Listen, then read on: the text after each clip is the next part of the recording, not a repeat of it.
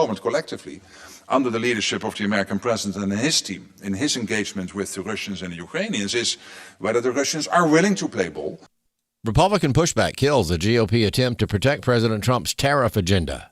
3 Republicans voted no on a procedural vote along with every present House Democrat. The rule vote contained language that would block the House from considering legislation to overturn President Trump's tariffs until at least July. One of the GOP lawmakers in opposition was Don Bacon, who says Congress should be allowed to debate tariffs. House Speaker Mike Johnson argued the moratorium was needed while the Supreme Court is deliberating the president's tariffs. But the failed vote further shows the challenges of having a razor-thin GOP majority. On Capitol Hill, Ryan Schmelz, Fox News. President Trump is set to deliver his State of the Union address on February 24th. It will mark the first State of the Union address of his second term and give the president the chance to shape the GOP's message to voters going into a midterm election that will determine whether Republicans maintain control of Congress. House Speaker Mike Johnson says he's going into the midterms feeling confident. I expect to win. I believe we are going to win the midterms and grow this majority, so our job's a little bit easier. And the reason I'm so confident in that is we have an extraordinary record to run on. Pro-lifers continue to call for the defeat of a ballot measure this year in Virginia. This November, voters in Virginia will decide whether to accept or reject what's being called the Right to Reproductive Freedom Amendment. If approved, it would provide a state constitutional right to abortion. Talking about this on Washington Watch, Liberty Counsel Action President John Stenberger said Virginia is going to be an enormous battle. There's a lot of money involved. There's a lot of political power. It's close to Washington, D.C. It's a historic state. It used to be a battleground state, but it's going to be tough. The Family Foundation of Virginia has been leading a large coalition of leaders to try to defeat the amendment. Olivia Gans of the Virginia Society for Human Life calls it extreme and reckless. And Stenberger recommended pro-lifers work to defeat the effort. People from Virginia, voters in Virginia, need to watch out for it and vote no on this reproductive freedom amendment. I'm Chris Woodward. U.S. stocks are feeling both the upside and downside of a strong report that said the nation's unemployment rate improved last month. The upside is that it could drive continued growth in profits for companies, but the downside is that it could discourage the Fed from cutting interest rates. For American Family News, I'm Rusty Pugh. Do you believe in the absolute inerrancy of God's holy word? Do you believe in the power of the Holy Spirit to radically change lives and empower us to live like Christ? At Wesley Biblical Seminary, we believe God is raising up a movement of people across our nation and across the world. And if you believe these are the kinds of pastors we need leading our churches in the future, we invite you to learn more about partnering with us through giving. Learn more about Wesley Biblical Seminary at wbs.edu today.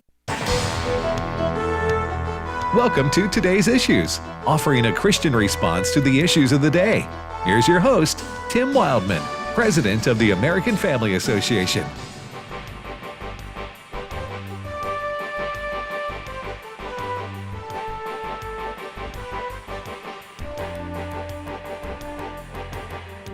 Hey, good morning, everybody, and welcome to Today's Issues on the American Family Radio Network. Thanks for listening to AFR. Today's Wednesday, February the 11th, 2026, in case you were wondering. All right, joining me in studio today is Ed Vitagliano. Good morning, Brother Ed. Good morning, Tim. Wesley Wildmon. Good morning. Good morning. Wesley, and good morning to you, Fred. Good morning to you. Fred Jackson, our news director here. Got 3 days before Valentine's Day, gentlemen. I'm just giving a little bit of friendly advice. What would you say we do? Take care of business. Take care of like Elvis? Well, TCOB? Or Bachman Turner Overdrive, taking care of business. Either one. I've already taken care of that, Wesley? Yeah. About that. That's non-committal. You know, it's very mine and Joseph's relationship is pretty similar, or maybe similar to others. It's what do you want? What do I want? And then at the end of the day, you get what you want, I get what I want. And the next thing you know, you're at Cane's buying chicken. Chicken, that's that's it. Or in Wesley's in Wesley's case, he gets a pizza. She gets Mount Fuji, or Japanese, or whatever. Yeah. Hey, I do want to say I appreciate the opportunity to take point yesterday. I want to emphasize that because I've slid 3 people down now. I mean, yesterday in Today's Issues, Dad was little late stepping in, Right. so I took point. Really? And then I went to his left, and now I'm further to his left. Thanks, Ed. I'll let Hey, Wesley- I felt good. I had a moment there. he was and the now head back- coach Listen, that's great. of today's issues. And now Eventually, back over here That's okay. eventually, No, it's you all have to going to be learn. all you. in the corner. Yeah. Hello.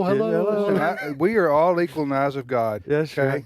That's really what matters. 'Cause when you say it takes all four of us, a fourth brain, I don't always feel that's the case sometimes because y'all start talking about things in the 60s and the 70s, and I Yeah. just have to sit back and That's It's just one day it'll be you. Yeah, that's right. Talking about the good old days. Yeah, the 90s, that's the truth. 2000s. You wake up and you're looking back, going, "Wait a minute!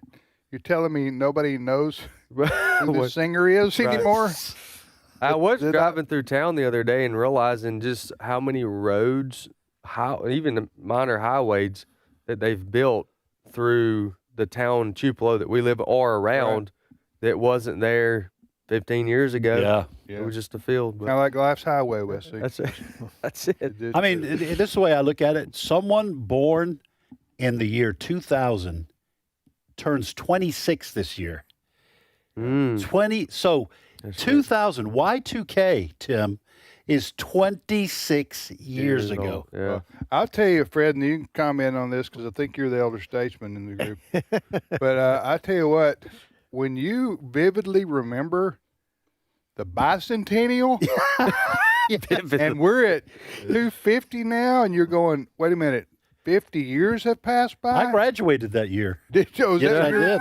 1976 Yeah, I'm from high going like, school. so, but you're saying to me half a century passed since 1976. Yeah. I do need to, That glorious year. I do need to say that I do need to show my appreciation for y'all doing that. Otherwise, there's a lot of things I wouldn't know. Like the bicentennial, you've talked about that a couple times since I've joined the program that was- here, and so I've That was looked it up. Fred's over here with news stories, but we don't get okay. don't get us started down. rabbit In trail. my mind, I'm going through memory lane. Yeah, you're Yeah. going through memory lane, but And don't get me started on my big toe and my knee. And so Oh me. all right, All right. Well, at least most of your generation knows Sweet Caroline, Wesley. That's right. So- That's a classic. Yes. because All right. they play that a lot of times Stadiums. at stadiums. Yes. All right. I remember when it was new. That's going. We're talking Neil Diamond, 1970, right? Absolutely. I remember, Right before bell bottoms. I think it was 2.5, 3 minutes long. I was a DJ in those days.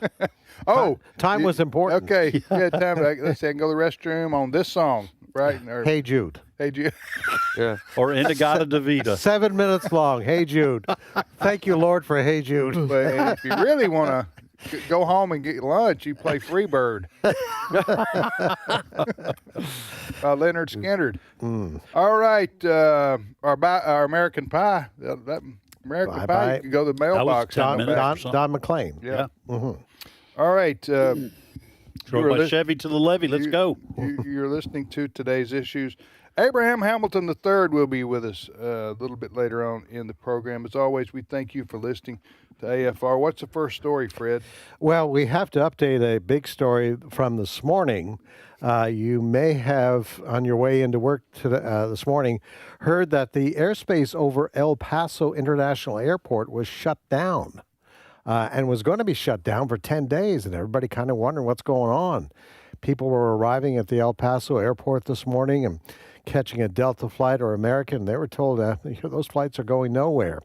Well, just in the last hour or so, the FAA, the Federal Aviation Administration, has reopened the airspace. And we have a statement from Transportation Secretary Sean Duffy. Have a listen to this. He said in a post on X that the FAA and the Defense Department, quote, acted swiftly to address a cartel drone incursion. The threat has been neutralized, and there is no danger to commercial travel in the region, end quote. Listen, the world is pretty dangerous right now. Hopefully we'll find out a little bit more about this, but we might not. The War Department, as it is now being called, may not give us much information. But to me, That sounds like the cartels did this as a warning to the U.S. because President Trump has been talking about the possibility, I don't know how realistic this is, of the U.S. attacking cartels in the countries where they operate. Okay, and so maybe the cartels are suggesting with this, sending a message, you do that, we have access with drones to your cities, at least the ones on the borders, so we might drop some drones on civilians. So I don't know why else the cartels would be doing this. I mean, they're not collecting information. This is not like Ukraine trying to collect information on the dispersion of Russian troops. What else could they be doing? You don't think it's an accident? Yeah, I know. Yeah, just drive on their drone. Wrong turn. Yes, we turned north instead of south. So it sounds to me like it's a warning that they have access to America as well. I'm having a hard time getting past my image of drones because it sounds almost comical to me, and I know I shouldn't, but my image of drones is my 11-year-old grandson out in the backyard. Hey, watch this. That's $100 one. Okay. Yeah. But we're talking about highly sophisticated weaponry here. Yes. Is that what we're talking about? Yes. I know they're using that in the Ukraine war, and Iran's used those before. So those are getting more and more used in warfare. Go ahead. I've seen some that are used for farming to spread chemicals. Really? Yeah, they're so big. Instead of a crop duster? Instead of a crop duster. So they're going to be 5-6 feet wide. Okay. And then be able to pick up 100 pounds of liquid and spray it. So the drones now, and they vary too, because the one you're talking about that Hardin has is a $100 drone. Recreational. Yeah, that's right. For No kids. cameras, no ability to pick up anything. We use Predator drones. Those are pretty big. They're at your house? No, not at our house. Oh, I'm so sorry. there's all kinds of different drones, and the Ukrainians were using drones. Russian tanks had to. They had to start applying sort of cages on top of their tanks because the tanks were getting taken out by drones that would hit them on the top. Okay, let me ask you one question about that. Do these drones, these military-grade drones you're talking about, I'm sorry for the ignorance, I know some people are going to laugh, do they land, are they on a kamikaze mission, or are they up firing the laser down? No, there may be drones that are able to do that. Not drones that lasers that can take out tanks, but these smaller drones have explosives attached to them, and this is a kamikaze.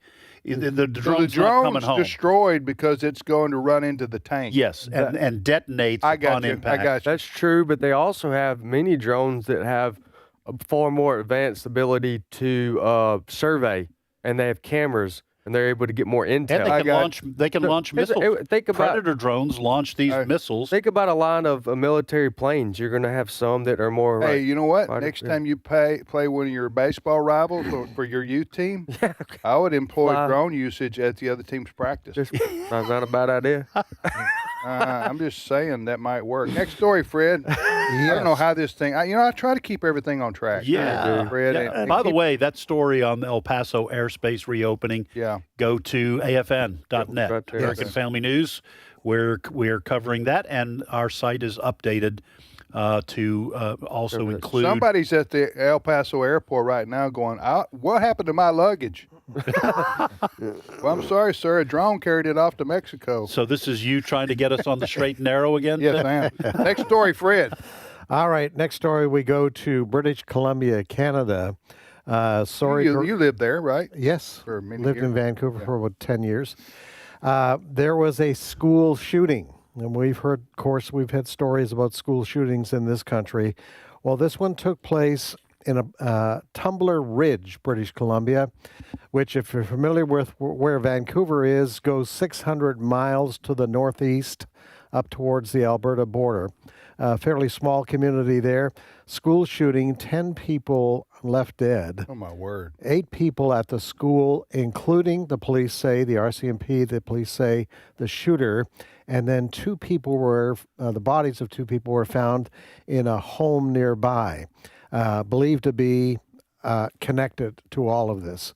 So very tragic day. 10 people for that dead? school. 10 people dead. 20 and 25 injured. Yes. And this article, again on AFN, is saying 2 were airlifted to the hospital with life-threatening injuries. So Yes. the number could increase. Yes, it could. And they have 175 students from ages from grades 7 to 12, 7th grade to 12th grade. This is 175 devastating for students. that school. Small school. It is. That's a fourth of their students. So what happened? Well, the details are sketchy right at the moment. The police are not talking But about this was motive. a student that went in, allegedly. Well, here's the description Okay. of the individual. Okay. The description given by the police is a woman in a dress. All right? Which is weird. Which is That's a strange A woman like description. a woman like not a student, a but female suspect. in a dress. All right? So there is speculation. No name released. No name released. Speculation, could it be a transsexual? Those kinds of questions, the answers to those questions will be forthcoming with time. Someone's going to ask at a press conference. Someone's going to ask that. Yes. The only reason we bring that up is because there have been in Nashville back a few years ago, it was a transsexual. I believe in the Minnesota shooting at the Catholic school in Minnesota. Right. same thing. Same thing. So you go to that. It was kind of a weird thing for the RCMP to describe it Yes. that way. A female in a dress. Yeah, why would you say that? Yeah, that's odd. And Yeah. no name released. No. Yeah, why would you say female in a dress? Why don't you just say female? Unless they're trying to, unless, again, this is speculation at this point, but now if you see pictures of what is supposedly the perpetrator, it looks like a dude in a dress. I mean, that he's a, you call it transsexual, transgendered person. That's what it looks like. Did you see it, Wesley? The image I saw this morning looked just like what you just described. Yeah. Okay. Well, you know, when it comes to these things, any mentally disturbed, seriously mentally disturbed individual is capable of. I mean, you know, I don't think there's a profile out there for school shooters, right? Is that except that they are maybe mentally, obviously they would be mentally off, and or demonically possessed, or both. I know some people who don't believe in spiritual things go demonically possessed. What are you talking about? I'm talking about the devil inside a person, telling them to do things that are evil and wicked. That's what I'm talking about. Including shooting up a school. Yeah. And in the last couple of years, we have had school shooters that were transgender, so it's not far off. Yeah.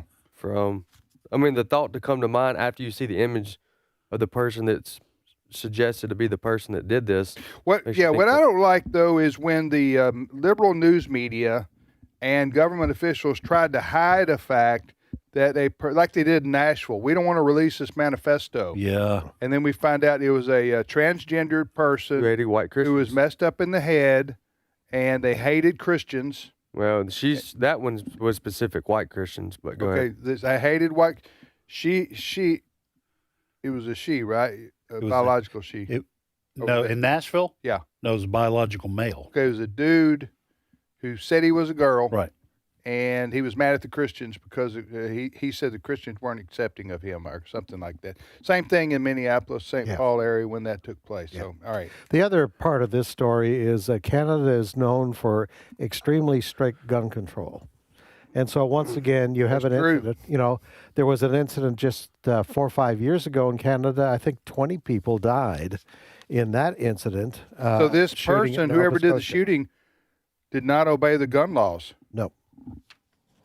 No. Okay. Did I have that wrong? You got it wrong. I didn't want to interrupt you until I could confirm. But you got what wrong? I got it backwards on the Nashville school shooter. Aiden Hale from the Nashville shooter. It was a she that wanted to be a boy. That's just what a I boy. thought. Yeah. It was My apologies. So to correct ourselves, the Nashville shooter. But remember, they didn't want to release the manifesto because they didn't want leaked. Huh? It was leaked a year later. Yeah, it was like they always release a manifesto. Why are they not releasing it then? Because they wanted to protect the transgendered part of the story. Yeah, that was during the Biden they didn't want to make too. the transgender community look bad, so they don't release the manifesto. That's right. So that's what happened there. Next story, Fred. All right. Yesterday in Washington, D.C., there was a hearing, and the top officials from ICE, immigration enforcement people, were at a hearing. They were invited there. They accepted the invitation. Obviously, there's been a lot of talk about what's been going on in Minneapolis in particular, and that was the reason for that, to give them an opportunity as to how the operation, President Trump's operation to arrest mostly violent illegal immigrants. Well, it came time during this hearing that a Democrat had some questions. Sometimes the questions turn into allegations rather than questions. Who's asking the questions of who in this case? In this case, it's Democratic Congresswoman LaMonica McIver. Okay. All right. She's from New Jersey. You may remember there was an encounter at a detention center in New Jersey back several months ago. Yeah, I remember that. And she was one of the people who tried to push. She was physically there to confront ICE. Yes. Okay. All right. So now she gets her chance to ask ICE representatives a question. Yes. And they have to sit there. Yes. And the voice you're going to hear is ICE Acting Director Todd Lyons. All right. So this is how that encounter went yesterday. Listen carefully, folks. It's cut number 12. Mr. Lyons, do you consider yourself a religious man? Yes, ma'am. Oh, yes. Okay, well, how do you think Judgment Day will work for you with so much blood on your hands? I'm not going to entertain that question. Oh, ma'am. okay, of course not. Do you think you're going to hell, Mr. Lyons? I'm not going to entertain. Of course not. How many government The gentlelady will agencies- suspend. The How many- gentlelady will suspend. Chairman? A gentlelady will suspend. As I said, the issues we're debating here are important to ones that members feel deeply about. Thank you, While Chairman. vigorous disagreement is part of the legislative process, members are reminded that we must adhere to established standards of decorum and debate. The witnesses are here voluntarily, and I will continue to remind members that while oversight is important, aggressively attacking those witnesses personally is inappropriate and not in keeping with the traditions of our committee. Mr. Chairman, I'm just asking a question. Okay. You guys are always talking about religion here in the Bible. I mean, it's okay for me to ask a question, right? That was Representative LaMonica McIver. Yes. I thought Democrats didn't believe in mixing church and state. Mm-hmm. And there she is talking about doctrines. True. Like, that was she was there. She was just badgering this poor fella. What's his name? Do you know his name? Yeah, his name is Todd Lyons. He is the acting director of ICE. Okay, I say poor fella. He's a big boy. They handled themselves well. Yeah, he did handle himself well. But listen, I do believe in accountability for all government agencies, and so it's good for ICE, the ICE agency, to come before Congress and answer questions, and engage and do it publicly so that the American people can see how their government's working. We don't want a secret police. We don't want a Gestapo. Anything like, I know that's what ICE is called. I don't believe that at all. I'm just telling you what the left calls ICE now. They're trying to sell that with the broad general American public. But I like the way he handled himself right there. And the chairman of the committee brought it back to order. But she was, what did she say? Do you believe in hell? What did she say? She said you're a religious person because you've got blood on your hands. Blood on your hands, and you're going to hell. How do you think it'll go on Judgment Day with all this blood on your hands? And then she said, do you think you're going to go to hell? Now, again, I do think in the circumstance he did the right thing. But if we're not there, so I'd like to say, what about the blood on the hands of the far left that opened up the border? Right. They brought in rapists, all the crime that's going on because of that. And the drugs and the sex trafficking. But the fact is, you're not going to have a conversation with someone like this congresswoman. Right. She thinks this guy's going to hell because he supports ICE. and he supports deporting. To your point, you can't have a rational, logical debate with someone like this. Right. Even if you came on two different ends. Yes. Yeah. So what I'm saying is he probably handled it the best. That's right. You way don't even go possible, down. Yeah. Because you're just going to get in an argument with someone whose mind is already made up and they hate you. That's why. Yep. And what if he'd have said though? She said, "Are you a religious man?" Nah. What if he said nah? What if he said, "Yeah"? He did say yes. He did. And she said, "What about Judgment Day?" And he said, "Well, I'm Hindu." Oh, man. You think she knows Hindu theology? Yeah, that's a good point. That I do wish stuff like that would happen more. I've thrown that at her. You know what I'm saying? I'm Muslim. Are you? No, I'd say I go with Hindu because you got multiple gods to deal with right there. You just say, which God you talking about, ma'am? Krishna? Because I got one for every hour. That's right. Okay. And then watch her head spin off. Right? Well, we need to be more quick-witted, the Christian community. The good thing, as I mentioned in our story meeting, is that Representative MacGyver probably could defuse a bomb just using a paperclip. Unless I got the wrong MacGyver. I think you got the wrong MacGyver. You got the wrong one. That was LaMonica right there. LaMonica. Yeah, She's just asking a question. Yeah. All right, we'll be back after this short timeout. You're listening to Today's Issues on the American Family Radio Network. Thanks for listening.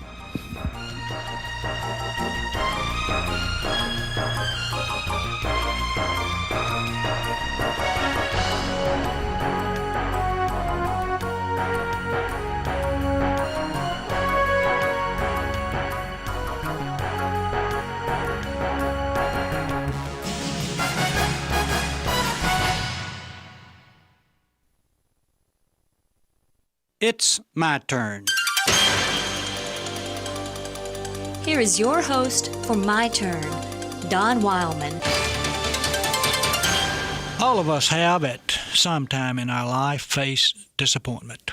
We know something of the experience that an old man told, which happened to him when he was a small boy. Yes, the old man said, I've had some mighty big disappointments in life. But the biggest disappointment I ever had was when I crawled under a big tent when I was but a small boy.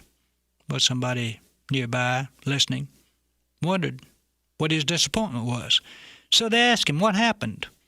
Well, the old man replied, I thought it was a circus tent. But after I got inside, I discovered it was a revival meeting. You can imagine the disappointment he suffered. Disappointment can be and often is defeating. John Keats called it the parent of despair, but it need not be. It was Abe Lincoln who said, if the good people in their wisdom shall see fit to keep me in the background, I have been too familiar with disappointments to be very much upset. Life teaches us early that the only person who will never be disappointed is the one who never expects. It was Alexander Pope who wrote, Blessed is he who expects nothing, for he shall never be disappointed. If a person is to ever make a go of life, that person must learn to overcome disappointment. For in any struggle there are bound to be setbacks which will try our endurance. I said disappointment is often defeating, but it need not be. Disappointment can give us new resolve to press on if we will only let it. The carpenter suffered disappointment, you know. Time and time again he saw some dream vanish down the drain, but he never let his disappointment hinder him in the process of going toward his goal. In each disappointment he always gathered new strength from his Father to press on. And remember that the Father is the best source of strength for us when we face disappointment also. For he is familiar with it, has suffered because of it down through the centuries. So don't give up if disappointment happens to be your lot occasionally. Rain must always fall before the flowers can bloom, and winter is always followed by the spring. Expect disappointment to be a part of life. Face it with a positive attitude, and keep on, keeping on. Life simply cannot defeat a person who has about him an iron will, a desire to reach his goal in spite of disappointments which may come his way. There will be, no doubt, many tents we'll crawl under expecting to find a circus, only to find a revival meeting in progress. But who knows? The next time you crawl under the big tent, a circus indeed may be in progress. And even if it isn't, and you again find a revival underway, remember that it's better to be inspired than it is to be entertained. This has been My Turn with Don Wildmon, a production of the American Family Association. Blessed be the God and Father of our Lord Jesus Christ. According to his great mercy, he has caused us to be born again to a living hope through the resurrection of Jesus Christ from the dead. 1 Peter 1:3. American Family Radio. This is today's issues. Email your comments to comments@afr.net. Past broadcasts of today's issues are available for listening and viewing in the archive at afr.net. Now, back to more of today's issues. Welcome everybody to today's issues on the American Family Radio Network. Fred's here, Ed's here, and Wesley's here, and I'm Tim, and we thank you for listening to American Family Radio. Abraham Hamilton III is Abe on. He is with us now. Abe is with us now. Abe is host of the Hamilton Corner each afternoon, Monday through Friday from 5 to 6 o'clock Central Time on American Family Radio. Many of you listen to Abe. And he also is a constitutional lawyer and joins us ever so often here on today's issues. Abe, good morning to you. Good morning. Hey, Abe, I want to ask you a question. You have no idea what I'm going to ask. Uh-oh. Okay. That rarely happens here on this show. Uh-oh. I usually stick with the script. But I want to ask you a question. The biggest story in the country right now is this investigation into the death of Nancy. Well, the disappearance. Excuse me. My apologies. I did not mean to say that. The disappearance of Nancy Guthrie, who that's been all over the news. That's the mother of the 84-year-old mother of Savannah Guthrie. Savannah Guthrie, the Today Show host on NBC. I know you not following this as your top story, probably, Abe, but it's all over the news. But the question I had to you, I know you're not a police investigator per se. You worked in the district attorney's office in Houston and New Orleans. But here's my question to you. How long typically after a person's disappearance does the case run cold where the person is not ever found or at least is deceased for some reason or another? I mean, do you understand my question? Yeah. What has been your experience in seeing these in cases involving disappearance of people, and how long? You know what I'm saying? Can you answer that? Go ahead. Yeah, I mean, it varies. You do have the phenomenon of cold cases. Unfortunately, in circumstances like this, when you have prolonged disappearances, it sometimes results in a body being recovered at some point. Right. Which is a grievous phenomenon. There's a TV show called The First 48 or something like that. You know what I'm talking about? Yeah. The police. Yeah. I've seen it. And like the police are really intentional, trying to capture, trying to find out where this person is within the first 48 hours. But then after that, it becomes almost Statistically, it's almost impossible to find them. Yep. To find them. Yeah. But it doesn't get easier with time passing. It doesn't get better. The cases don't get better with time passing. Yeah. And one other question relative in your work, and you saw a lot of bad guys over your career in law enforcement, which is part of the DA's job. Well, it is the DA's job. And I know you weren't DA, you were assistant DA, but would you say in the case of a disappearance like this, or in your do the people who perpetrate the crimes, do they always have a motive? Usually, yeah. Usually, I believe I read in this particular case that there was a demand for a ransom at some point. Is that right? Yeah, that's what. Yeah, but there's some question about whether it's the kidnapper, whether the demand is coming from the actual kidnapper or somebody taking advantage of the situation to try to score some money, pretending to be. I'm not sure that anybody knows. I guess 90% of the time there's going to be a motive for somebody's action. Yeah, like you this, right? usually won't have a kidnapping like Right. this that will be non-motivated. Because That'll be it- just a random act of violence. That's Well, extremely we rare. we all hear of stories where a crime is committed because, let's say, somebody has broken into a home and they're trying to rob. Mm-hmm. They're trying to rob jewelry or whatever, their money or whatever the case may be, and then the people who own the home, they come home and find them or confront them, and then they get killed or they get, you know what I'm saying? Right. That kind of things does happen. Who have heard about those kinds of things, and then you go, people on drugs, people, you know what I'm saying? Yeah. Why people do things that you scratch your head and go, what exactly is your motive? Yeah. Right here, with an 84-year-old woman in her home at night, in the middle of the night, and you come over, this person that they're showing on the video, this person comes over to the home with a backpack on, a ski mask on, gloves on. He's prepared to do something. And you're thinking if he's going in there in the middle of the night and he knows this woman is home by herself, then he's going to attack her. That's what a reasonable person would conclude, right? Yeah.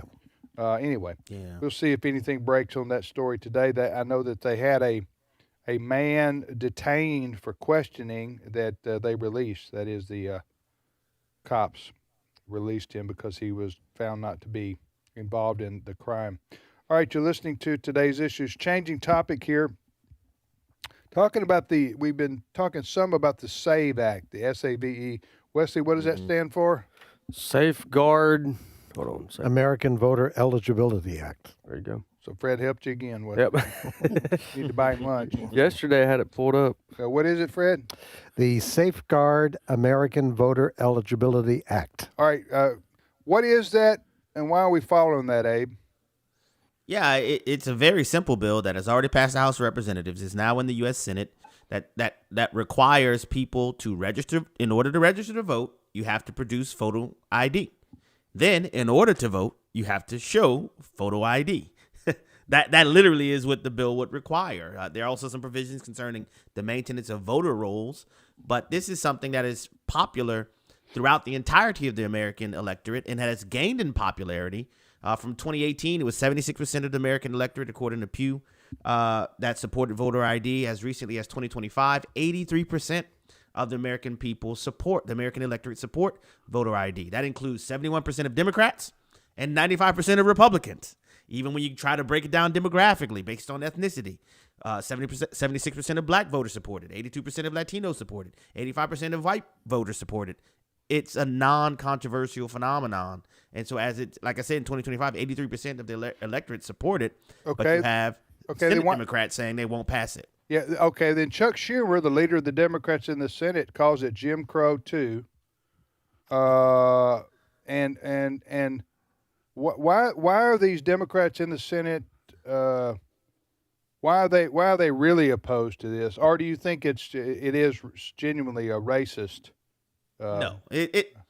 How could it be a racist deal when 76% of black voters want it?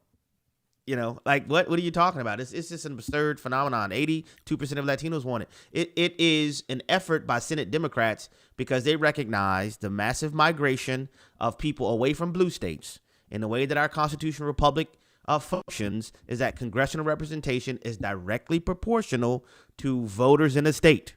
And so the Democrats recognize that they're hemorrhaging people from states like California and Illinois and New Jersey and all these other, in New York State, and people are moving into red states.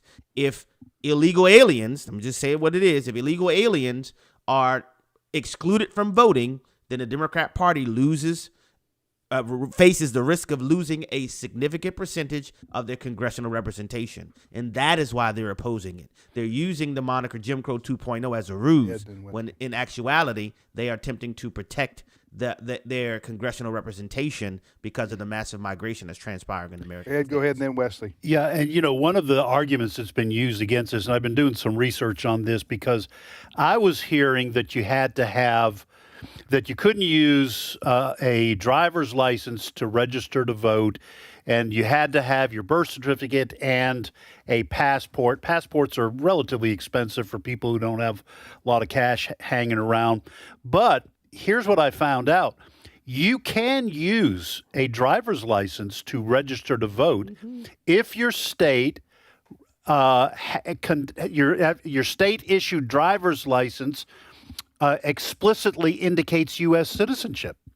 That's right. And so the blue states, so I got frustrated once again with the left, with them lying and misrepresenting the truth. Yes. The problem is that blue states like California do not want to issue driver's licenses that explicitly indicate U.S. citizenship because they don't want to require citizenship in order to vote. They issue licenses. Yeah. So this could easily be solved by every state in the union saying you've got to have a driver's license that indicates U.S. citizenship. Now, you would have to have proof of citizenship in order to get that driver's license, but it is not true what the left has been saying about this. Okay, sorry to interrupt, Wesley. You can go right after me, but I got to say this. I'm not going to forget my thought.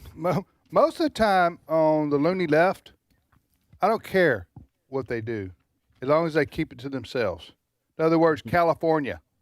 If you want to go to hell in a handbasket, so to speak, vote yourself that way. Yeah, but I know. Hold on. I understand but that's fine if it only affects California, right? Well, I say that's fine. I just want to say that if it only affects them, that's a different consideration. But when they start getting congressional districts, right, by using illegal voters, then that affects everybody. Yes. That affects us in Mississippi. That affects everybody around the country when people in California are getting to vote illegally, thus getting, as Abe just said, to keep representation in the Congress, in the national government. Yeah. So, Wesley, go ahead. Abe, with the percentage, I'm looking at this now too. There's an article just in the last, it was yesterday, on the WhiteHouse.gov about these same statistics that you're mentioning. 83% of Americans favor requiring all voters to show up and use a voter ID, 95% Republicans, 71% Democrats, and so on. So if the numbers are like they are, what is it that I just don't understand why they continue to use their races as their primary form. They, meaning the Democrats, use that as a primary form to oppose this. That's a large number of Democrats that support. So where's is this saying that Democrats want better voter ID, but they don't want the SAFE Act? Or I'm confused. They're saying that minorities, black people and Hispanics, maybe some whites, are too dumb to register, too dumb to know how to I understand get an that, ID. but why are they doing that when they're? I guess I'm saying, why are they saying it that way? If there's that large of a number, are they winning with that message? That's what I'm getting That's at. the thing. It's a historically predictable terminology that they employ to provoke emotional responses and not logical responses. But is it going to work on this issue is what I'm asking. Do you think? Well, here's the question: whether or not there will be enough Democrats that will pressure their representation in Congress in order to pass it, because it's already passed in the House. So we're only talking about the U.S. Senate. That's but right. Chuck Schumer is saying, as leader of the Democrats, that they're not even going to allow it to vote and use the filibuster as a way to keep it from being brought to a vote in the Senate. And he's banking on the fact that Democrats don't care about the issue enough to put pressure on them in the Senate in order to push it to a vote. You know, you just have to say, sometimes the answer is obvious, and the obvious sometimes needs to be stated. I'll say this: if you're opposed to people having to provide identification in order to vote, then you're for cheating. Yep. You're for unaccountability. If you don't believe people ought to have to identify who they are as a citizen in order to cast a sacred vote, and you just believe anybody should just be able to walk in and say I'm so and so and vote, then you're for cheating. I'm a little bit surprised, Abe. Then we want to talk about what we're doing on this issue. I'm a little bit surprised that the Democrats are stalling on this because of what Wesley said and what you said. That is, the numbers, percentages of Americans across the board support this. So it isn't a controversial issue in that regard. But also, Democrats have primaries. Did they not, when they're going against them each other To in this a primary? degree. To this degree. Yeah, I mean, but what I'm saying is, if Democrats have primaries, do they not want to know that the people who are voting are legal citizens? You see what I'm saying right there?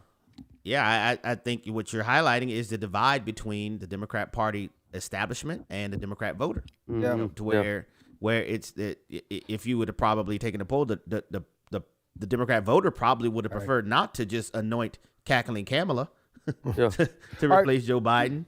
All right, we need to know, folks. You need to know where your senators stand. Maybe you do already. If you live in a blue state and you got two blue senators, the Democrats, they're probably going to be opposed to this, with possible exception of John Fetterman. He's the only sane one up there, I think, in Pennsylvania. Who would have ever thought that we'd be saying that 2 years ago? Right. But by the way, we do have an That's action. what I'm saying. Oh, yeah. What are we telling? So people listening to us going, so what can I do? Right. So if you go to afa.net, that you'll see a row of choices at the top. Click on activism. And if you click on activism, you will see the latest AFA Insider Action Alert, which is asking the Senate to vote to pass the Save America Act, the SAVE Act. And so there's a way for you to use that action alert to call your senator and tell them to support and pass the Save America Act. So this is one of the things that AFA does. We make it easy for you to contact your senators and ask them to support it. Yeah, and again, what we're running into, folks, is that the House has passed it. But just put it this way, you know what? You want to know why there's a divide on party lines in this country? It's issues like this, and the vast majority, obviously, of Republicans and conservatives, the vast majority, if not almost all, are in favor of people having to have a photo identification, or at least some kind of identification to prove who you are when you go to vote. That's all. It's very simple. Democrats, they're against that. They don't have a good reason to be against it, except for the reasons they mentioned, which are terrible. The reasons why they're opposed to it, the real reasons. They don't want to tell you about the real reasons. They want to slap racist on it. You slap racist on an issue, the liberal media goes along. They say, we can't question this. The Democrats have declared it's Jim Crow too. It's racist. How dare? And if we question the legitimacy of that claim, then we ourselves are guilty of racism. You see how this works? Yeah. So but back to my question, I understand that being on the emotional side of things that are like 50-50 amongst the general public. Yeah. But when you got the numbers like they are, 80-20, 80-20, I'm just going, I don't know. Here's my take on that as an explanation. I think the Democratic Party knows they can't lose this issue, or they risk losing political power. Bingo. And I think that they're fighting on. This is a hill to die on for them. Bingo. And so most people that get polled, survey, hey, are you for voter ID? They're going to go, yeah, absolutely. But the Democrats know that they will risk losing significant political power. Yeah. All right, Abe, what do you got coming up this afternoon on the Hamilton Corner? Well, I'm going to be evaluating a couple different things. I talked a bit yesterday about the real issue with the whole Bad Bunny thing, and it's not even about diversity and incorporation, all that kind of stuff. It really is a declaration that America is not what America has been. And so people who raise their voices objection to that are objecting to, stop me if you heard this before, the fundamental transformation of the United States of America into something that she has not been. So we're going to talk a little bit more about that and some of the things that are related to that, that are unfolding in our society around those types of considerations. I read where I think it was I read where Bad Bunny's the rapper / singer at the halftime show at the Super Bowl. I didn't watch it, and I wouldn't have understood it had I watched it in terms of his the words in his songs, because I don't understand much Spanish. But Abe, I understand that the lyrics used in some of the songs were explicit and vulgar. That he used at the Super Bowl. Is that true? Do you know? That is correct. I didn't watch it, but right. Y'all know my wife is Puerto Rican, and he's a very profane and vulgar artist, and he displayed that. If you read some of the transcripts, he did what he's known to do in that regard. Yes. Well, I'm just saying you wouldn't have been able to get away with that in English. That's right. That's right. He would not have been able to say the things he said on television had he said those things in English. Right. Because the American people, as liberal as America has become morally, you wouldn't be able to get away with that because the advertisers and because people would say that's inappropriate, completely, totally inappropriate. The language he used in Spanish, had he used it in English, for a audience that includes millions and millions of children. I'm just saying. Yeah. You're right. All right, thank you, Abe. Appreciate it, my friend. All righty. Thank you. Good. It's Abraham Hamilton III. Hey, I know I wasn't on the show yesterday. Did you guys cover, or have we covered? Did you guys hear this? Gene Wu, Democratic Texas state representative. It was a 2024 podcast clip, but it resurfaced this month where he said that Latino, African American, Asian, and other communities, people of color, quote, share the same oppressor, and that we are the majority in this country now with the ability to take over this country to make things fair. Did you guys see this? I did see that. You said that's from 2024. Is he a Democrat U.S. representative? No, he's a Democrat Texas state representative. And this was a statement he made in a 2024 podcast, but the clip resurfaced this month, and I had never heard it before. Okay, why are you bringing this up? Why do you think this is important? Well, because I'm talking about how the left is constantly saying we need diversity, but what they really mean is we want diverse cultures that are not white to outvote white people and take over. So the talking points for the Democrats are always about unity, but what they really mean is division. That's a good point. Yeah, so that was stunning to me that someone said that. He did not explicitly say outvote white people, but he said all of us people of color share the same oppressor. Yeah, I did see that. Which means white people are the bad Unless guys. you're in the NBA. That's right. Yeah. Well, right. In this way, you don't want to do that because the white oppressor is paying you a lot of money. Yeah. Am I right? Basically, all the minorities join up together to go against the white person, but then put the white person in the minority. Yeah. This is all. This I is saw also. This is a Christian radio network. This is satanic. Yes. This division that's being pushed amongst people is to try to. It's. I don't know what the end game is exactly, but it's to try to divide Americans. Yes. Against each other. You see what's so the country. That's what so it is. the country falls. It's called something. What is that? Clive. Abe knows all about this stuff. We just. I'm sorry. The Clive Piven strategy. It's rules for radicals. Yeah. Stuff where you. Clive Piven, I think, is the two people who came up with. You divide and conquer. Yeah. Basically, and you try to pit people against each other and create chaos. And they hate Christianity because they hate God. They hate the Republic, which was rooted in, as clear from the Declaration of Independence, in God and His created order. They hate Western civilization, and they hate capitalism, and they want to create so much chaos. But why do they hate white people so much? Because there's a lot of white liberals. Because you have to have an enemy.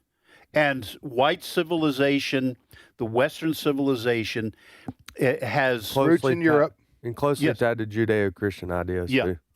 And so you have to have a common enemy. In Nazi Germany, it was the Jews, primarily. Okay. Here, in terms of cultural Marxism in this country, it is white people, especially white men and white Christians and white male conservative Christians who are the enemy. So that's why this Gene Wu made this statement about we share the same oppressor. But they're talking about I'm just saying there's if I were them, I don't know why they want to insist on the word white in the criticisms all the time or their slander, because there are a lot of white people who are Democrats and liberals on their side. Yeah, they're on their side, and they're dissing them. Well, that Vladimir Lenin, I think I've got this right. Vladimir Lenin famously said that every revolution needs its idiots. and so that's when the communists took over the Soviet Union, they used professors and intellectuals and writers to justify the revolution, and then they were the first ones killed afterwards. When Pol Pot took over Cambodia, they actually killed anyone who wore glasses, because they figured they got the glasses because they read a lot. That meant they were intellectuals. And so they used them to foment the revolution. But then they got rid of them first. These hardcore far lefties, they have a special hatred for us. Useful idiots was the phrase. White Christian. I like your version better, but white Christians, they think we're the dearth. Huh? They don't believe in evil spiritually, but we're evil. Yeah. In their eyes, huh? Right. I mean, remember that one of those highly rated liberal podcasters the other day said white Christians are cancer. Yeah. On America. Remember that? Yeah, that's like the evangelicals. The leftist version supposedly of Joe Rogan. That's what this woman, and she said that we're cancer. Right. I'm going like, where else in the world, in the United States, can you cite a whole race of people as being cancerous? Right. Yep. You know, except white people. Right. And you're going like, okay. Yeah. I thought we were supposed to be diverse. Supposed to be, the left says tolerant. Well, like you said the other day, all animals are equal, but some animals are more equal than others. I got George that. Orwell, I got Animal that from Farm. George. Yeah. Yeah. All right, we're out of time. Fred, sorry we censored you there for the last 20 minutes. No problem. Canceled. Basically We canceled. canceled you, Fred. We didn't let you speak. I know you had a whole other stack of stories, but we did get to some important things. Where do people go to get their news that we provide? AFN.net. AFN.net. All right, we'll be back with Steve Paisley Jordahl, who's a white male, people. I'm sorry. Sorry, but we're bringing on another white male.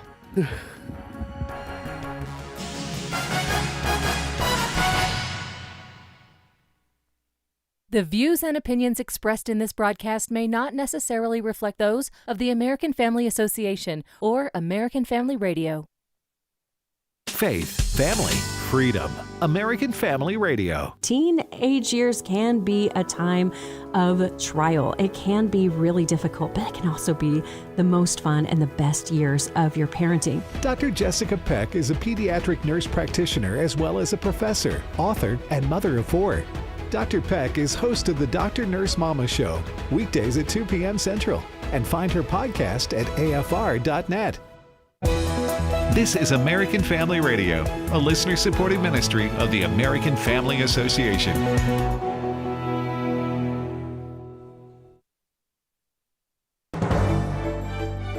American Family News, I'm Rusty Pugh. A House Appropriations Subcommittee holding a hearing on Capitol Hill today as lawmakers continue fighting over DHS funding, with a partial government shutdown looming. Democrats have listed their demands for reform of the agency, while the White House has joined Republicans with a counteroffer. But the two sides remain far apart on a deal ahead of the Friday deadline. The hearing saw multiple witnesses testify, including Admiral Thomas Allen, the U.S. Coast Guard Vice Commandant, who described the impact a shutdown would have on the Coast Guard. A funding lapse has severe and lasting challenges for our workforce, operational readiness, and long-term capabilities. Flight restrictions that mysteriously were imposed on a Texas airport early this morning are now lifted, just as mysteriously. Evan Brown explains. Air travelers looking to depart from or arrive to El Paso International Airport in Texas were sent scurrying this morning to make other arrangements after the Federal Aviation Administration instituted a 10-day closure on the airspace in El Paso, citing special security reasons, only to lift it hours later. Just pass it on to Southwest and everybody else. At 0630 for the next 10 days, we're stopped, all ground stuff. Okay. That was the air traffic control radio call from liveatc.net. U.S. Transportation Secretary Sean Duffy now says the closure was a reaction to a detection of a Mexican cartel drone infiltrating U.S. airspace, but that the threat has been neutralized. The House set to vote on the Save America Act today, which would mandate photo ID for voters across the United States, among other changes to voting. The bill is an updated version of the SAVE Act that passed the House last April, but was never taken up in the Senate. While the SAVE Act would require providing proof of citizenship, the updated bill would also require photo ID to vote in federal elections. House Speaker Mike Johnson says this is an issue that a majority of Americans agree on. In some polls, it's a 90-10 issue. Even 70% of Democrats agree that that is reasonable and necessary. But the Democrats in the Senate are trying to hold it up. And I'm hopeful that Leader Thune and our Senate Republicans can get it done and get it to the president's desk. The White House touting the results of January's jobs report. Edward Lawrence reporting from the White House. The White House Deputy Press Secretary Kush Desai said that this is basically the Trump economy at work here. Now, this report does solidify the fact that maybe there will be no rate cut at the next Federal Reserve meeting, likely a pause going forward. But these numbers were great. When you look under the hood, when you break this down, you see that the private sector created 172,000 jobs, with the unemployment rate falling, while the government sector lost 42,000 jobs. That every month under President Trump, the federal government has shed jobs. Healthcare created 82,000 jobs, construction 33,000, manufacturing added 5,000, professional and business services up 34,000 jobs. Super Bowl viewers saw another He Gets Us ad on Sunday. Steve Jordahl reports a Christian author says once again the ad came close but missed the mark. This year's He Gets Us Super Bowl ad talked about the vanity of chasing more in life. The one who dies with the most toys wins. Winning is more fun. I want to feel more beautiful. In a search that has continued for centuries and its promise of more and more. The tagline was, "There's more to life than more. What if Jesus helps us find it?" Christian broadcaster Peter Demas says the ads always make you feel good about being a Christian. They appeal to this emotional feelings base. They go to saying, this is where it is. And at the very end, they're like, hey, check us out. So you go and you check them out. The ad is really a funnel. But then you go to the website and you see nothing about repentance, which is absolutely necessary. You see nothing about sin. He likens the ads to the proverbial scattering of seeds. These ads are like the seeds sown on rocky or thorny soil. When the heat comes, the seeds dry up and are blown away. And when they give you only incomplete part, they do what Bonhoeffer calls cheap grace. And I think that's what they're trying to push. Demas says it's almost worse that the ads come so close. Someone seeking life answers might not know that their new faith is weak and incomplete. I'm more scared of these commercials than I am just a strong atheist commercial. I'm Steve Jordahl. There's more online at afn.net and the AFN mobile app. I'm Rusty Pugh. For more than 150 years, Blue Mountain Christian University has been committed to educating students through a Christian worldview rooted in Scripture and truth. Our close-knit campus community, affordable degree options, and dedicated faculty prepare students for lives of faith, leadership, and service. With on-campus and online programs, BMCU meets students where they are without compromising what matters most. Learn more at bmc.edu and move mountains with Blue Mountain Christian University. Today's Issues continues on AFR with your host, Tim Wildmon, President of the American Family Association.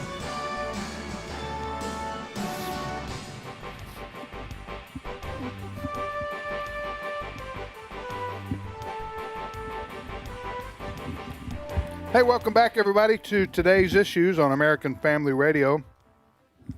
Hey, before I want to welcome Steve Paisley Jordahl to the show. Good morning, everybody. Of course, Ed and Wesley, we don't take them for granted. They're over here to my left. We don't take you guys for granted. I just want you to And everybody's to your left. Yeah. I'm not. Steve to my right. You're much to his right on everything. Get to the right of me, you fall off the earth.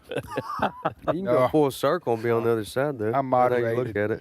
It's true. I'm moderate compared to some people around here. Yeah, you and I I'm not both. going to call any names. Or look at anybody. Hey, moderate. Your sons and my son are to the right of us older guys. They're right up there with Attila the Hun. We have to restrain them. I will kind of take the average down the other way, though. My son lives in New York City. And he's not bless far him. right. He loves the Lord, but he happily voted for Zoran Mamdani. So I'm not sure. Who was this you said? My son. Oh. You need to talk to that boy. I Steve. know. I know. Oh, that'll upset things. Well, he'll probably listen to you in about a year. Maybe. Yeah. Maybe. All right. So before we get to the topics, I want to mention real quick, as you've heard here before, well, because our tours are filling up.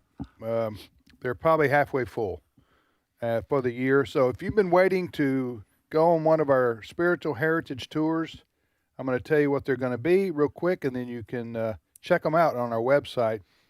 For 2026, we're doing 3 different tours. Actually, 4. So, and they're all involving American history and our Christian heritage.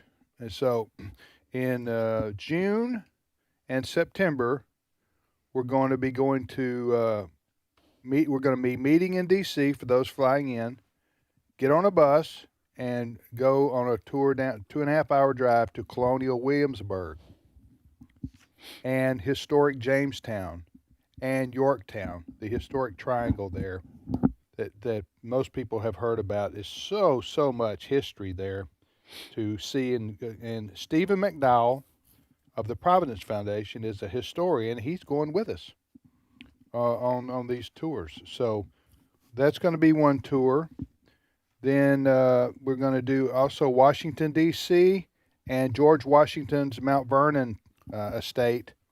That's a separate tour. So, but they're back to back. You following me here? Yeah. The tours.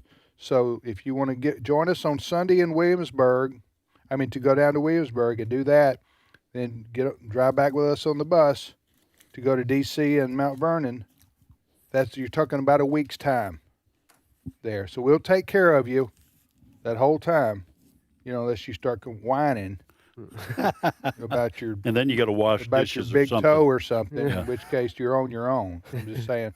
But we're going to feed you. Yes. And we'll take care Coordinate of the place to stay. We'll all be together. The buses and everything. So if you want to do the Williamsburg alone, Williamsburg, Jamestown by itself, or you want to do them together with the D.C., Mount Vernon, you could do that. That's in June, and that's in September. A lot of memories and a lot of fellowship and a lot of fun. Camaraderie. We have a lot of fun, a lot of good food, a lot of connections, a lot of fellowship.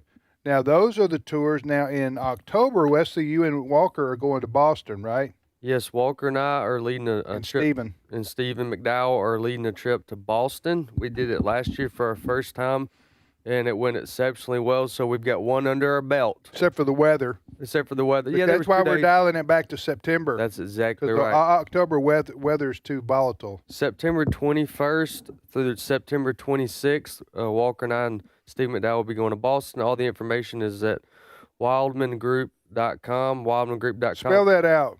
WILDMON group.com. You sure that's how it's spelled? Yeah, I think so. Okay. You scared me. Yeah. Here's why I wanted to do a joke. I was going to do AM, but I was like, that's not fair to the audience because they may not know the difference. People who listen to this show do not like jokes, Wesley. Okay. You need to learn your audience. I do, right. Yeah, now on the Boston trip, you're going to have a special guest going along with you. You didn't right you there. You didn't tell him? No, I told know. Walker. I didn't know. Yeah, I'm going with you guys. Yeah, better. Ed's going. Even better. Because Ed grew up in Boston, and he's going back home. Right. Okay. And, back home. Take me home. They're going to have a country road. road. They're going to have a parade for Ed. I know that one, Country Road. I don't want to make you nervous, but Ed's going to be standing in the back with note cards. Yeah. And he's going to correct everything you say that's get wrong. it right. It's been a long time since I've been back to Boston to do any sightseeing. I'm going to be sightseeing just as much the Red as everybody Sox else. are in town, too. I think you can go watch a game if you want to. Ooh, while we're Fenway? there. I do need to mention this, though. This morning I got an alert from Walker, myself, and a couple people working on the logistics of the tour, and we've already filled up one bus. We're only taking 2. So I understand. You're only taking 2 buses. I know it's and one February. full? One's full already. Pretty full. For Boston. For Boston. Because you're going to Lexington and Concord and Plymouth Rock. Yep, that's right. In addition to that, we'll end up going to, you mentioned the Freedom Trail. The Freedom Trail there in Boston. Yep. And September will be perfect. Yep. Okay, that's perfect weather. Bunker Hill, USS Constitution, John Adams and John Quincy Adams' birthplace. Old South Meeting House, Boston Massacre site. I mean, I'm just there. And you're going to get all the lobster you want. All the lobster. That's actually not bad, Dad. Yeah, you're going to get all the lobster you want. Chowder. Do I understand correctly that everybody gets their horse and you're going to be recreating Paul Revere's ride? I think you got that one I wrong. got it wrong? Oh, We are, hey, you could probably pay for that somewhere down there. We do go to Paul Revere's home. We do. Okay. Yeah. Yeah. Okay. Just check. So, for information on Williamsburg, Washington, or Boston, just go to wildmongroup.com, wildmongroup.com. Not Wildman Group. Don't do that. Don't do that. We don't know what website that is. No clue. wildmongroup.com. Steve, first story. All right. I have taken so much grief for being a Raiders fan, Las Vegas Raiders. I've been following them since they were in Oakland. I grudgingly followed them to Los Angeles in the 80s and back. Well, let me tell you, they have a new coach. They hired the Seahawks offensive coordinator. His name is Clint Kubiak. And he had a press conference to introduce himself. And I want everybody to take back everything they've said about the Raiders being Satan's team because they were black and they're Raiders. I want you to hear Clint Kubiak, cut 14. My identity, I see my identity as a child of God. I know that I'm sitting here, right here, because of Jesus Christ. And it wasn't always that way. I've had some great mentors that helped me know the Gospels better. And I just, my goal is to live out the Ten Commandments and the Beatitudes and let those values show through in my coaching. And I fall short of that a lot, but I always go back to my, back to the building blocks, which is to me the Bible. So just so you know, the Raiders are no longer an evil team. So now they're God's team? Now they're God's team. Hey, it's good to hear the man's Amen. they're talking about his foundations for his life and coaching. Decision makings, yeah. Now, there was a Kubiak that was a quarterback. That's his son? Yeah, his son. Kurt Kubiak, I think is his name. Yeah. And that's better than hearing, hey, want to thank the big man upstairs. No. Yes, that's right.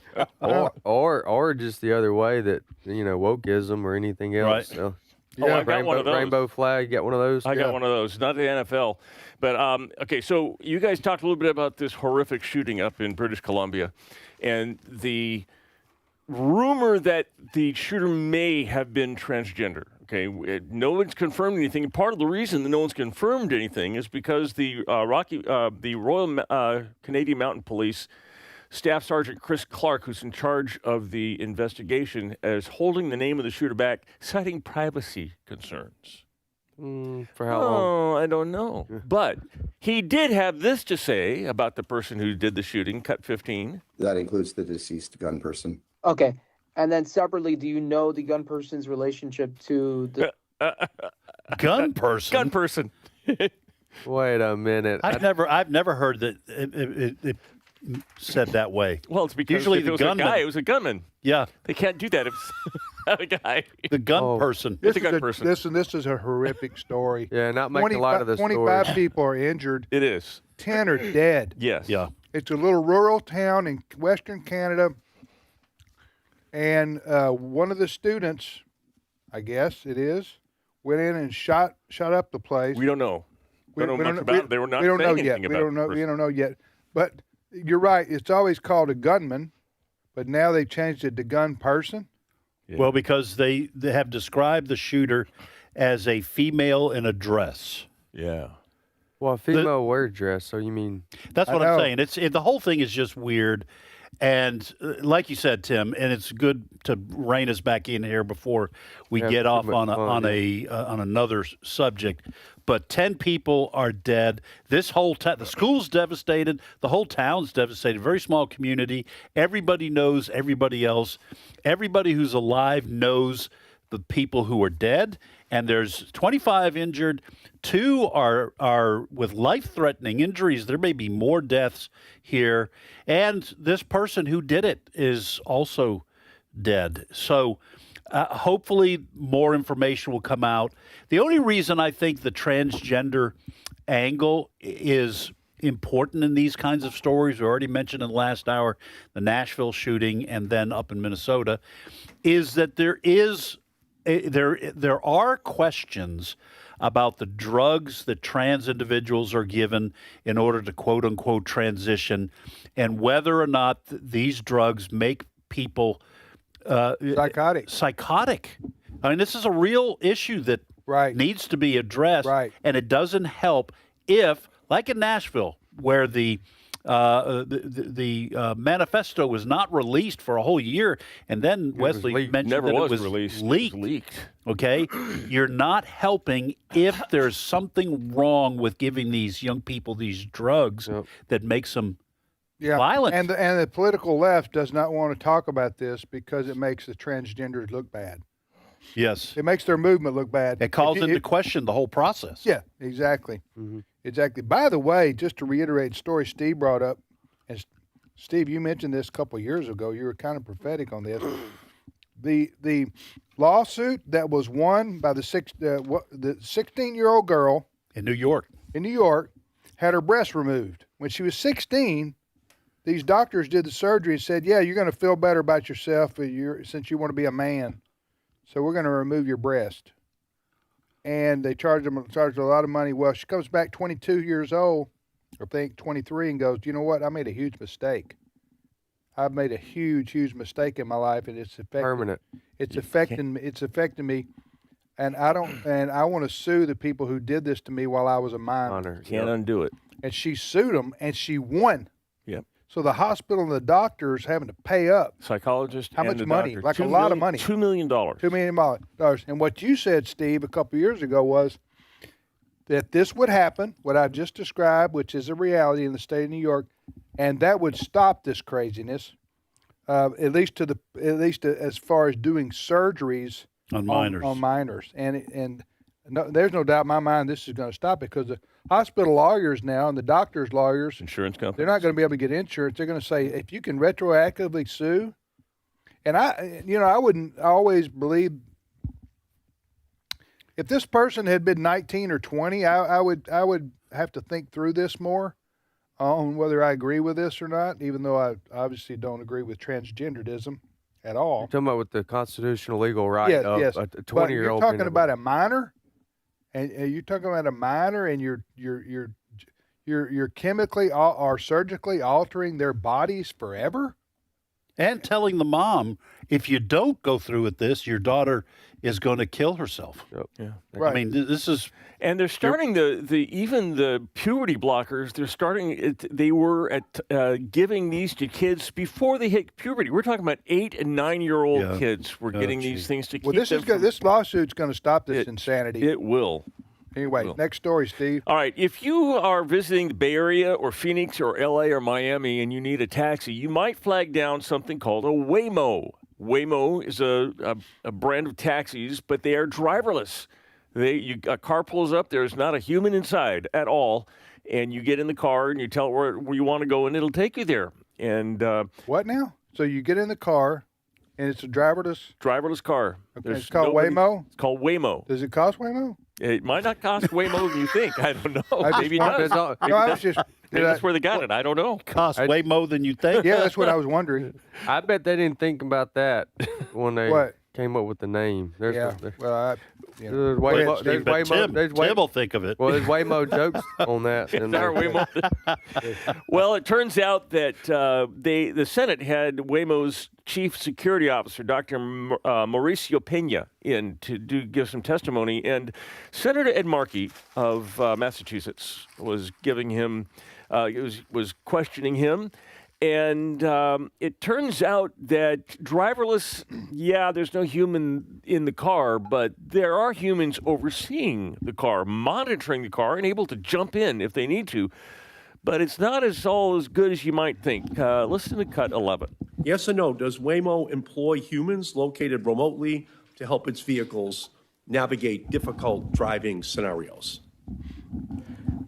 Senator, they provide guidance. They do not remotely drive the vehicles.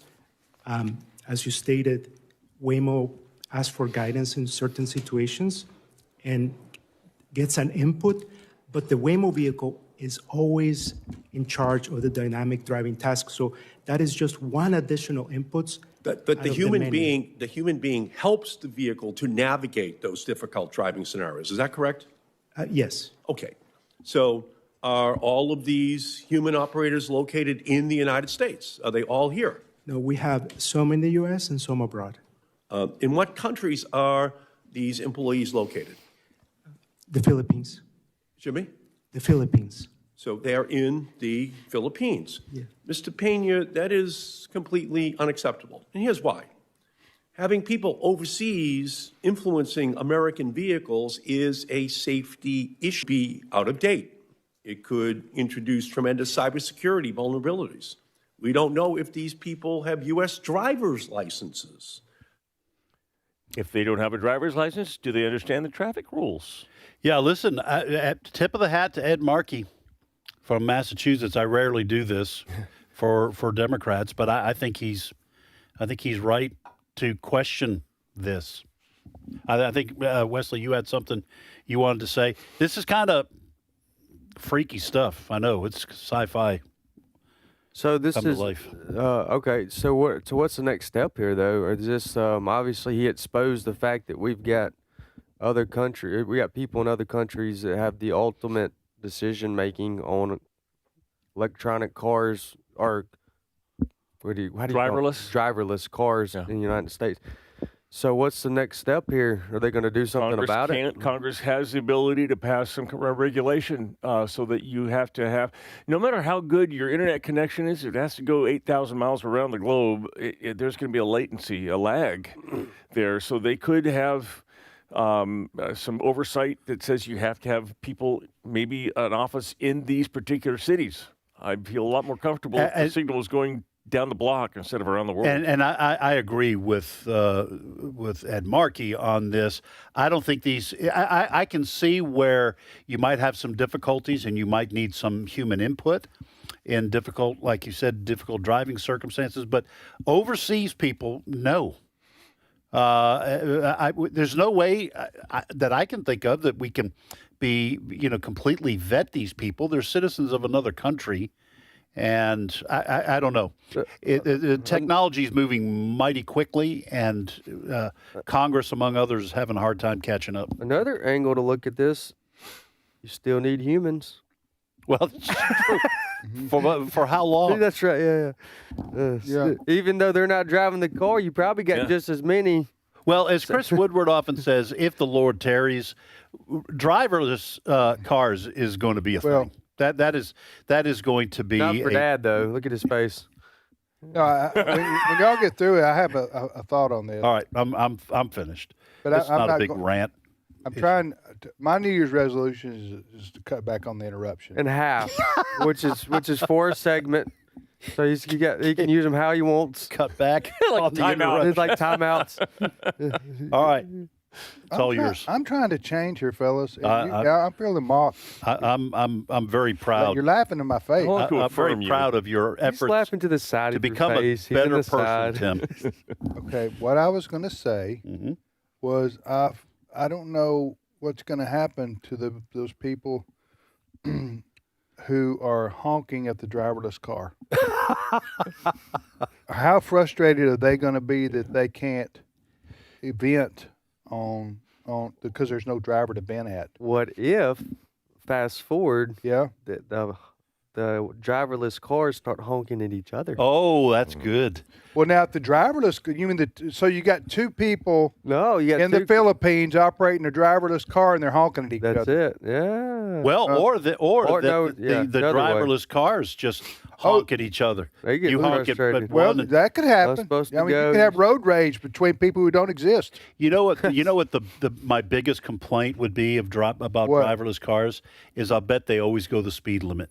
Yeah, that's true. If you get in a two-lane road, law-abiding cars. You get a two-lane road, and you're going slow because there's a long line of traffic. Yeah. You know, at the front of that line there's a driverless car that's going the speed limit. Right, you know that. Yeah. You know what's going to happen though? You get in the car and you're sitting in the back seat. You tell the driverless car, take me to 123 Main Street, and then this is what you hear from the front seat: 123 Main Street on the way, and then pause a minute. Dear, the speed limit is 45. You're going 50. Okay. Shut up over there. It's like feel right at home. Using the accents you get from your Google Maps when you're trying to. Yeah. Well, the Google Maps and the other They've got maps pretty short. are good for the most part, except that when they until say you're going to a location and you end up at a empty lot. Yes. Yes, because somebody hasn't updated their address. Usually Right. that's what happens. Can I end with a good story? You Please give do. us a good We're story, almost to the end Steve. here, and I want to take us to Louisville, Kentucky. The police got a call. There was a missing 3-year-old little boy. Yeah. And police came out to try to find this boy, and listen to what happened. Cut 13. A missing 3-year-old child. More than a half dozen officers on the search. They sent up a helicopter, but had no luck until this happened. Oh, what's up, dude? There's a dog. Where's he at? Let's go. That's Officer Josh Thompson responding to a dog that seemed to have something important to say. It led me all the way back to the backyard. At that point, I'm thinking, okay, this kid's in this backyard. And sure enough, The dog went right to the back bumper. Check the rear here. Goes to the back bumper, just sat there. yeah, he's right here. After a quick lesson in car locks, Grab and pull it. I don't think I've ever seen a happier kid in my life. He jumped out of the car, bear hugged my neck, and wouldn't let go. good job, buddy. The dog had cracked the case. Bless, he found him. Man, I don't know where the dog came from, but it was a blessing from God that day. And here's the thing about that dog. Officer Thompson says he'd been patrolling that neighborhood for 2 years and had never seen the dog before that moment. And he hasn't seen the dog since that day. And to this very day, the department still does not know who the dog belongs to. We don't deserve dogs. Oh, listen, I'm a huge dog fan. So this 3-year-old accidentally locked himself in a car. And the parents didn't know where he was. And it was a hot obviously day. they were all looking outside of the property. Right. And inside a car, the kid could have died. Yeah. And so the dog led the police back to the car. No, listen, you played this for us this morning. Yeah, I think you had already left. I did, yeah. The story meeting. That is a great story. Yeah. Yeah, and toward the end, or at the end, when they said the guy's been patrolling for 2 years, never seen that dog, and Hadn't seen the him dog since. Yeah. Yeah. That's awesome. Are you fellas done? Great story. I'm done. You guys yeah, done? go right ahead. You go Tim. ahead. No, I didn't want to I interrupt. would love for you to close us out. All right. What would you like to add? Well, I'm just trying to be civil and Absolutely. We can hear it in your voice. I don't want to interrupt. You I don't wanna- still got 2 left. We got a minute. We got 30 seconds. What would you like to say? Share, Tim. Well, I'd like to share that you fellas are interrupting me. But I can't do it because you You're not keeping score there, either. There we go, right there. All right. See you tomorrow, people.